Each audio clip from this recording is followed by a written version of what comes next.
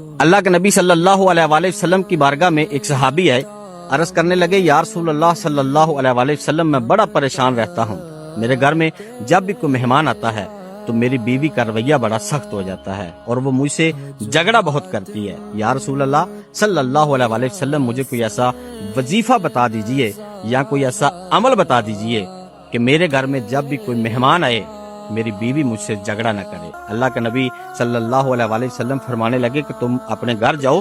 اور اپنی بیوی سے جا کے کہو کہ میں آج تمہارے گھر میں مہمان بن کے آ رہا ہوں۔ جب وہ صحابی اپنے گھر گئے اپنی بیوی کو بتاتے ہیں کہ آج ہمارے گھر میں اللہ کے نبی صلی اللہ علیہ وآلہ وسلم تشریف لا رہے ہیں، وہ عورت بڑا خوش ہوتی ہے، حق بھی بنتا ہے، اللہ کے نبی صلی اللہ علیہ وآلہ وسلم تشریف لا رہے ہیں۔ وہ اپنے گھر کو سجاتی ہے، دیے جلاتی ہے، طرح طرح کے کھانے پکاتی ہے۔ جب اللہ کے نبی صلی اللہ علیہ وآلہ وسلم تشریف لاتے ہیں، دسترخوان پہ بیٹھتے ہیں، کھانا کھاتے ہیں، تو اللہ کے محبوب صلی اللہ علیہ وآلہ وسلم اس عورت کو فرماتے ہیں کہ میں جب تمہارے گھر سے نکلوں تو میرے پیچھے پیچھے دیکھنا ہے۔ اللہ کے نبی صلی اللہ علیہ وآلہ وسلم جب ان کے گھر سے نکلنے لگے تو اس عورت نے جب پیچھے دیکھا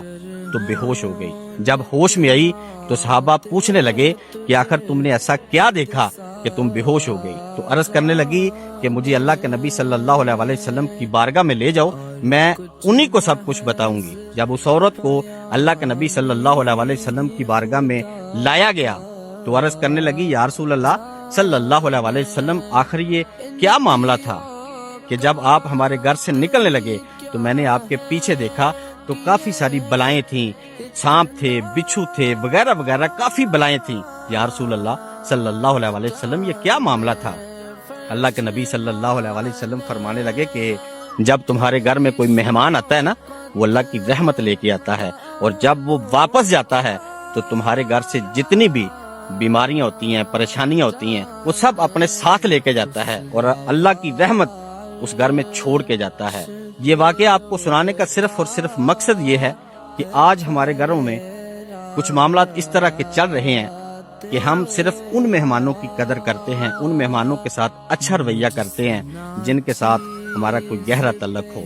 جن کے ساتھ ہمارا کوئی مطلب ہو، ادروائز اس کے علاوہ ہم اگنور کر دیتے ہیں۔ اللہ تعالیٰ مجھے اور آپ کو اللہ کے نبی صلی اللہ علیہ وآلہ وسلم کی ان باتوں پر عمل کرنے کی توفیق عطا فرمائے۔ دعاؤں میں یاد رکھیے گا۔ اللہ نگہبان۔